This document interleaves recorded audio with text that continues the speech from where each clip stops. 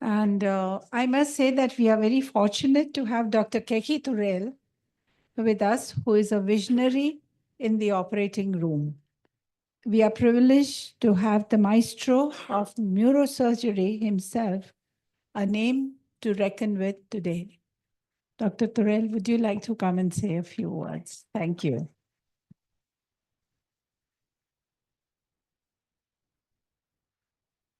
Thank you. That was the most permissible, admissible introduction. Short and sweet. It's a pleasure and honor to be here amidst the galaxy of our leaders from all over the world, I must say.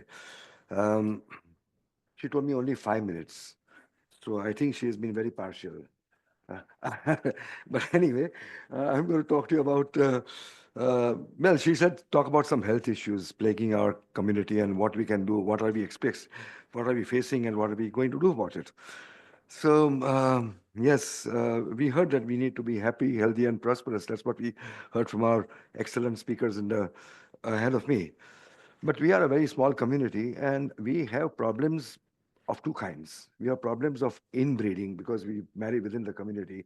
So there are some good points of inbreeding. That means our good genes are accentuated and we become experts and great people. But when you have the bad genes combining together, we have mental disorders, physical disorders, and we have a lot of trouble, congenital deformities of all parts of the body.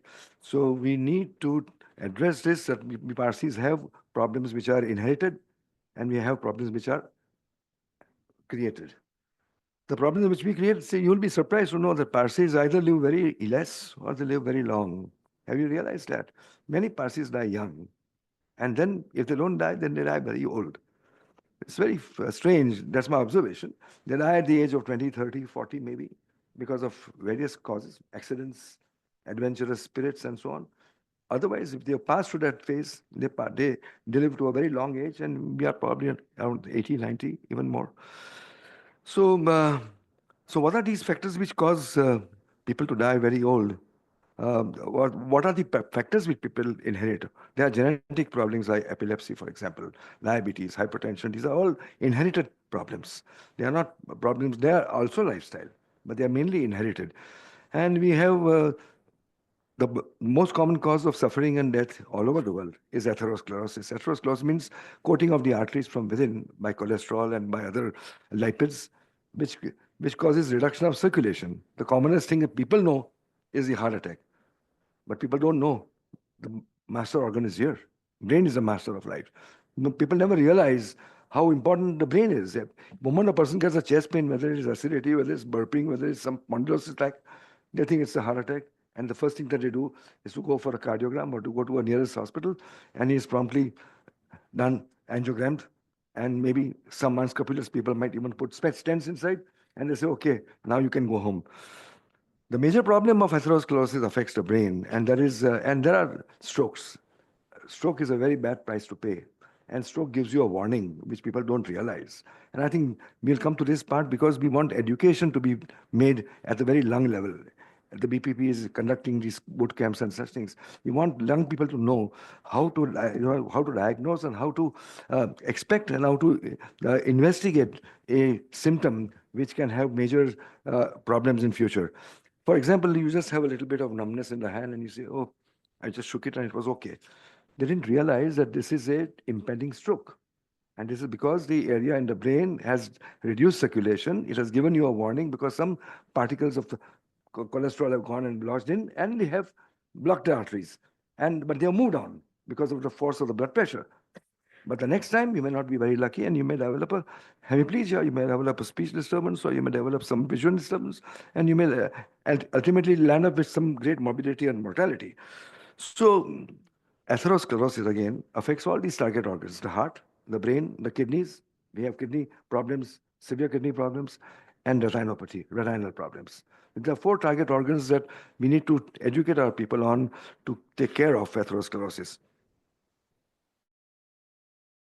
We Parsis also have some epidemiological study was done long time back, and they went door to door to find out what diseases are prevalent in our community. And of course, as the age advances, you have natural degenerative problems like memory issues. But those are age related, like a cataract, like graying of the hair, like balding. It's all age related. But the problem which is probably not age related is cancer. And cancer is a very big problem. We are all extremely proud that Tata's developed this Tata Memorial Hospital, and now they are having models of this hospital all across India, especially in the northeast area of the country. But cancer is going to be the big, big bugbear of our future.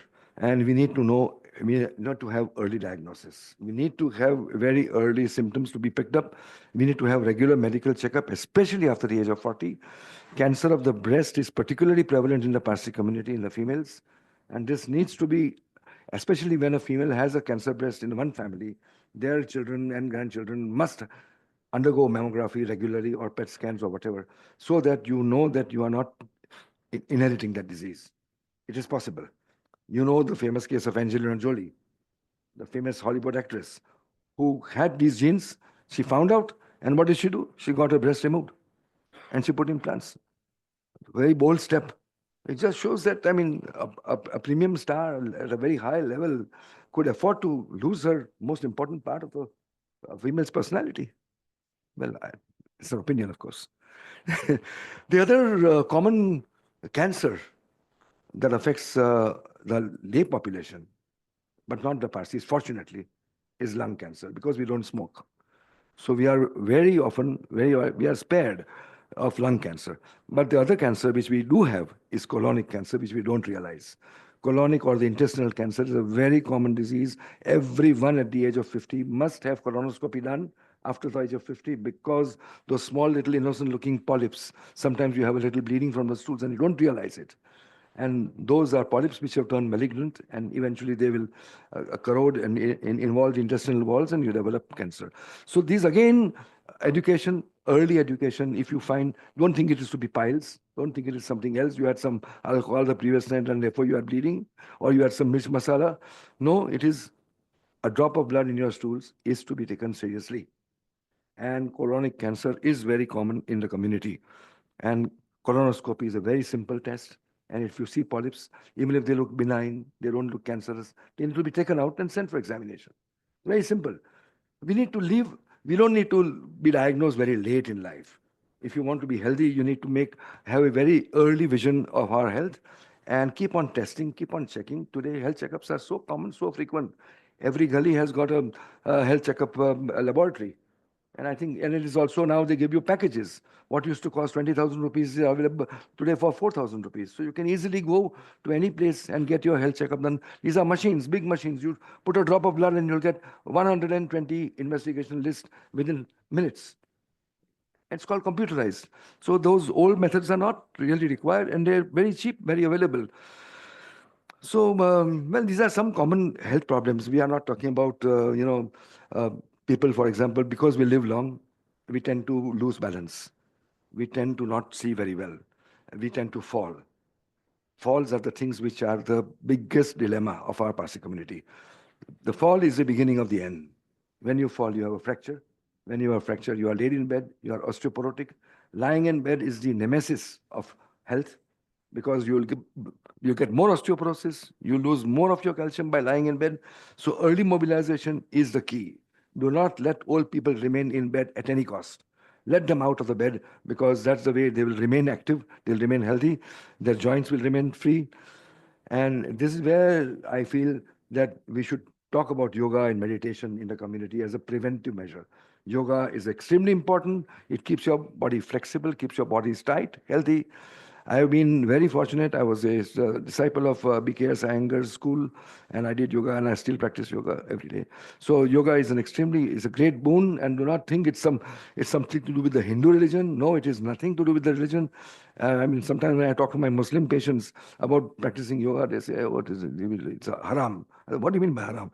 It comes from the. I say, no, see, this is education. Yoga is a universal. It's not even a religion. It's a way of life. So yoga practice of meditation, extremely important. So we Parsis, because of our age, tend to fall and then because we have broken bones, and then although today's implants will help you to mobilize very early, but it is very often difficult for an old man to get out of bed and keep them moving as far as possible. Now, how do we overcome these problems? I can go on talking, but give me 5 minutes. I've already cost 5 minutes. Sorry. So now the big problem is, see, when we offer a solution, when you offer problems to our hospital, to my hospital dean, for example, I say, these are the problems. He said, don't give me the problems, give me the solution. So when you when you ask for a problem, you also ask for a solution, so that that can be whatever is in your vision. That way you can perhaps help yourself getting the problem to be solved. So now, education, as I went on saying, education is the most important point which BPP has taken, and I think in our own way, whatever way we can. Somebody talked about mentorship. So you should keep on mentoring the youth in how to uh, diagnose early, how not to take any simple symptom also for granted. They say going to doctors means, he'll give you a long list of investigations and then long list of drugs. No, so you have to go to you have to go with proper symptoms to a proper doctor, to a reliable physician who will help you to make a diagnosis and give you the treatment. Now, all communities have hospitals, as you know, in India. The Bori community has got a Saifi hospital. Christian community has got Saint Elizabeth in Bombay. The Muslims, the Hindus have the Harkishan Das and Reliance Hospital, and but they are not community hospital. But the people tend to flock to those hospitals, just as the way Parsis used to come to Parsi General Hospital. Now that is the bone of contention. The point is our Parsi General Hospital and our Masina Hospital, of course, Masina is cosmopolitan. Is Parsi General Hospital doing enough for our Parsis? And are there enough Parsis who are taking the help of the Parsi General Hospital? That's another point. We are a small community. Parsi General Hospital, to my knowledge, is be about 250 beds. So is Masina. So is Bishkendi across the road of a Parsi General Hospital. So why are Parsis? I personally feel Parsis are not going to Parsi hospital because I see a lot of Parsi patients all across the country in all the kinds of hospitals. They want the best doctors, they want the best equipment, they want the best treatment. And how will you get that? So the hospital has to be progressive. If you say that you are going to wait for the patients to come and then you will buy a scan, that is ridiculous. You are waiting for an intensive care patient, a dying patient to come, and then you will set up the ICU. That's not possible. You have to set up the investigations, you have to set up the facilities, you have to set up the road for the people to come and take advantage. So if you keep on waiting for the things to happen, then it will never happen. That's why the Parsi hospitals are only filled up with all the old people who are just waiting to die. We are not progressive, we are not adventurous, we are not looking at the future. So we have to equip our hospitals with the latest of equipment, not with the standard equipment. We also need to do research, we also need to be at par with the leading universities. Where don't we have the brains? Don't we have the money? Don't we have the will to do it? The point is, somebody has to take the leadership to do this. We have community, so we must focus on developing this, making this Parsi hospital so strong. Of course, it is restricted at the moment to only Parsis, but it can be. As I was told, there was a proposal for expanding it with another 200 beds where non-Parsis would also be allowed. It's a beautiful big campus. It's a shame to see such a campus not being utilized. So I know there are Neville will be having his last laugh over here, but it is a fact. I mean, it's a pity that we had such a wonderful donor and we have lost him. I hope not forever. Other thing was the Parsi lying in hospital, which is also just lying. It is, it is very soon it will become a Bhut Bangla because it is just a beautiful house from outside. There's nothing happening inside.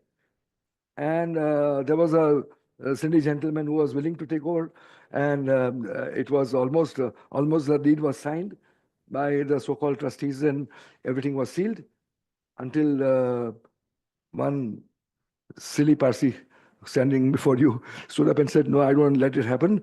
I went and met Dinshaji in the panchayat meeting, and I said, "I want to take charge of this place."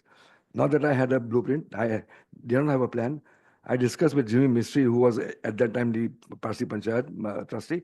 He says it is not a very viable, economically viable project, but see what you can do. I said, at least you can make it into a good diagnostic center. The money in the medical profession comes from diagnosis and from intensive help.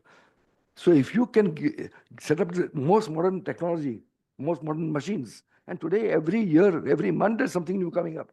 If you can simply set that up and make it into a premier diagnostic center, though there's no shortage of them in South Bombay, but still, we can have a very good diagnostic center and maybe a daycare center, because that is the thing where money spins.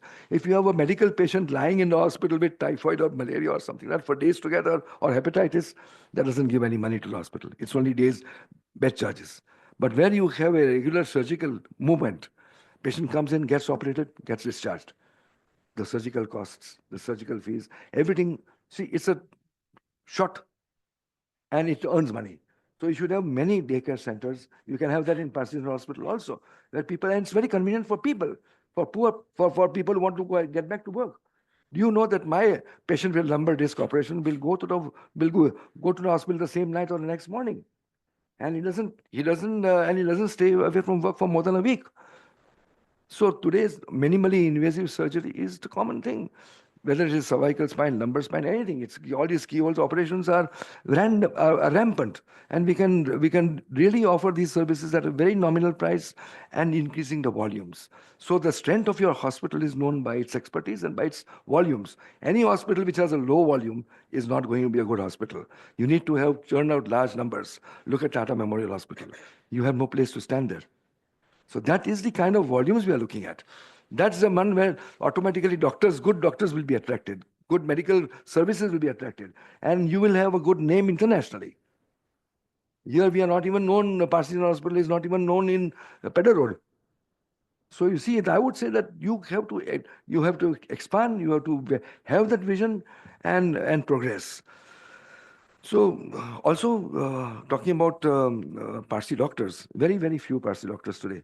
When I joined the medical college, Grand Medical, uh, we were 200 students, at least there were 10 Parsi doctors in my class. And every year, it used to be say, at least 10 to 20 doctors in one medical college. Today, it's hard to find even one student entering the medical college, Parsi student. There is no provision for Parsi medical students to enter Grand Medical, where there's a Parsi ward, actually. But so the temptation to join medicine also has become less, partly because of so many other problems. For example, you have to have accountability, you have to have availability. There are too many people who become violent against doctors, and the responsibility of doctors becoming more and more. So people want to have easy way of life. They don't want to get into that, because here you have to give more, get less, get satisfaction. There is not less. According to me, you get the immense satisfaction when you have saved someone's life, when you have when you have relieved someone's pain. Today, you read in the newspaper one young boy dies in the water and saved another young boy, and he gets the medal the next day. Here we are diving in waters every day. We are saving lives every day, 5 to 10 of them in a day. And we are not looking for medals or any remuneration. This what you get is the satisfaction of having done this work, and to relieve people's suffering is the greatest satisfaction you can get in life. It is no less a charity than giving money, giving health, giving life, giving good advice. Even giving good advice, good medical advice, is worth a ton. So, but we need to have good Parsi doctors. If you want to run Parsi hospitals, then you must have Parsi doctors. Otherwise, you have to take cosmopolitan doctors. When I passed my neurosurgery degree in 1975, that was 50 years ago. I'm now in practice for 50 years. So, sorry, it doesn't look like that. But anyway, so,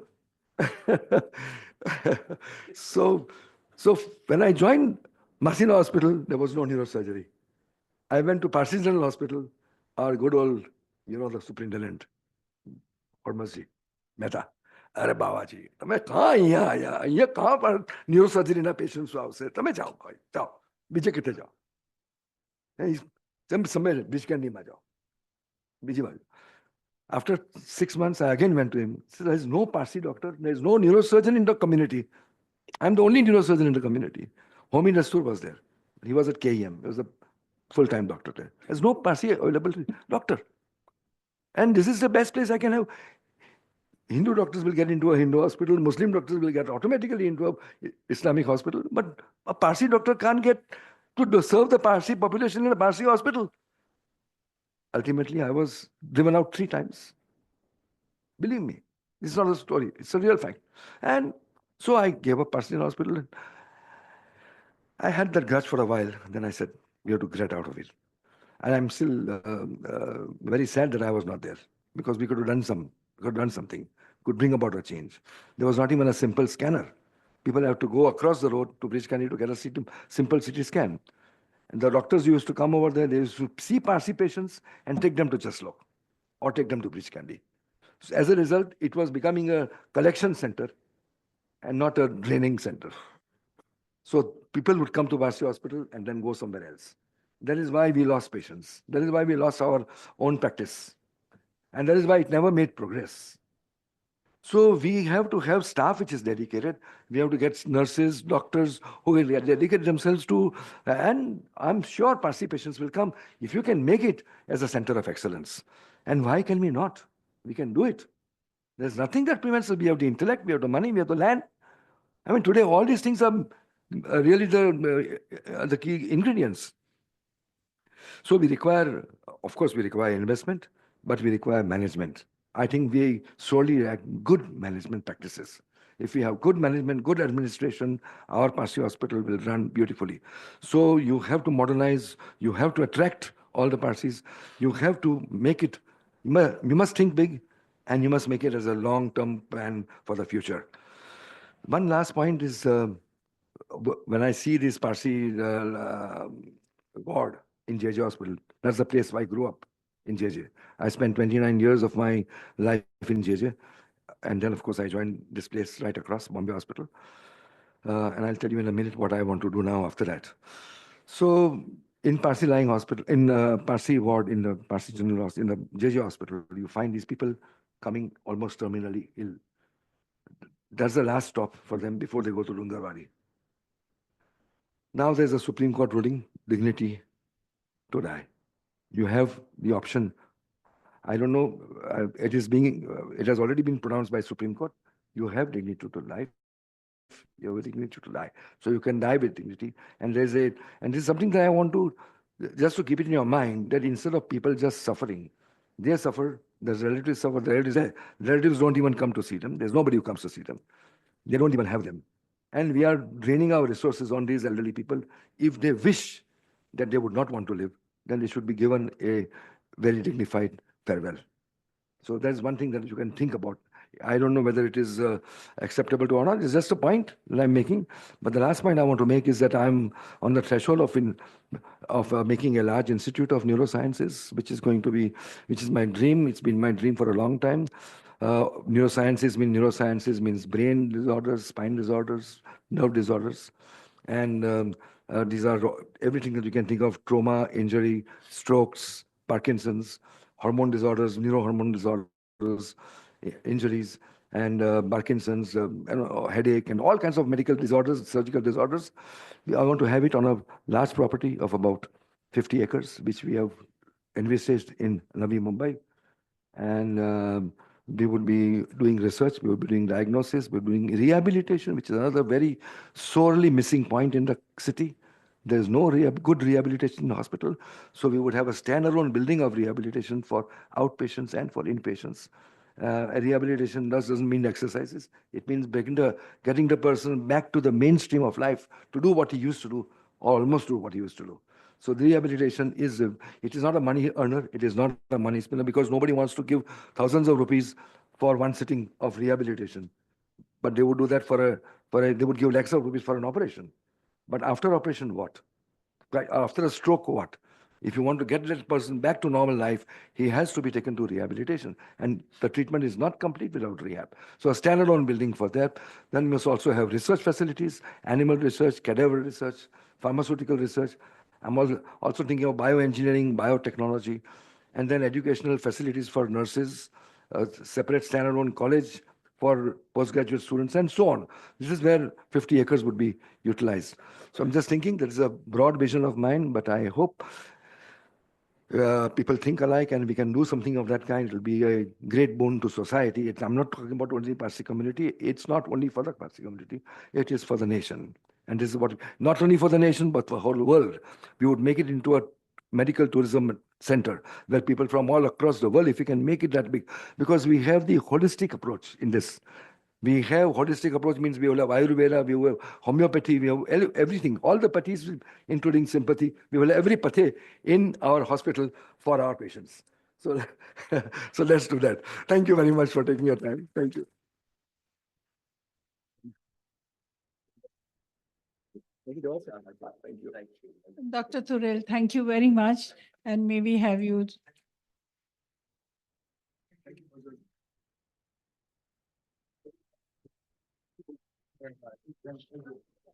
Okay, I'll stand there.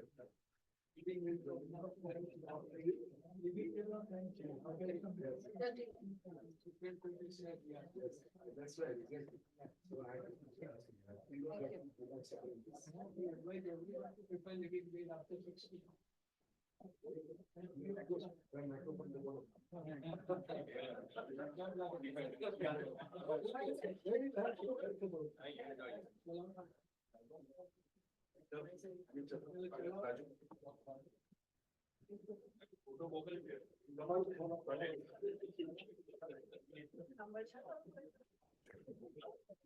Mr. Turel said that, Mr. Dr. Turel says that I must announce something, what I told him. I advise everyone to prepare living will. People prepare two wills. One is the will which speaks from the date of the death, and another is the living will. That is Supreme Court has put its sanction on it, and form is also prepared. In which form it is to be prepared and before whom it is to be signed, notary public. So it is advisable for every Parsi after 60 to prepare a living will. That is my humble advice, and I do it free of charge for all Parsis. Thank you.